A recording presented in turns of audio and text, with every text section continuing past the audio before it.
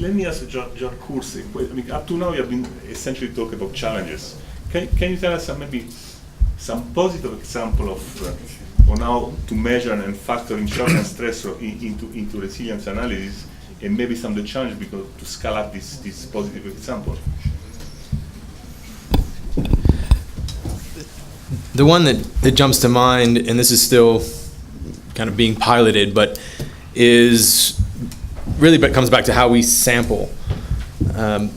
If we're just doing a broad cross section that's representative of a population we're working with or interested in, unless it's a big major covariate shock, it's often hard to pick up on these smaller stressors that happen, but maybe to a few people, the widow.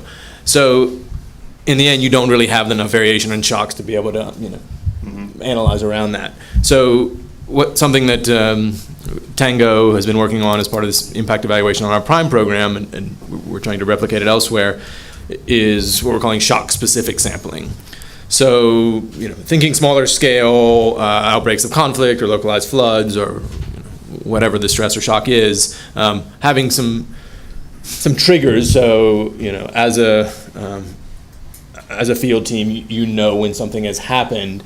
Could be early warning, or it could just be much more based on observations and field visits, and then following up in those areas with essentially a sample of households that were likely to have been exposed, and doing it in a way that builds a bit on that high frequency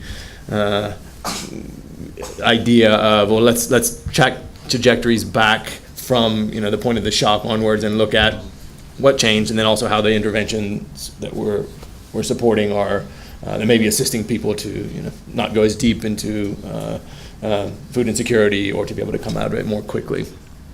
So again, I think this is still in the idea stage, but I think it has a lot of merit. Another, I guess, a strong, in terms of a household survey module, I think we actually have, at least according to Tim Frankenberger, found a pretty good way to get around some of the biases and some of the subjective measures. And I think it does start with just a good qualitative understanding of, what has been going on here, looking at historical records, doing good consultation, so that you're not throwing things in there that are just completely arbitrary. And then maybe some similar techniques as, actually, if you ask someone how severe that was, or how exposed were you to that flood or conflict or insecurity compared to your neighbors, you can get some reasonably accurate impressions that are at least biased in the same way across your sample. So you can look at relationships that way.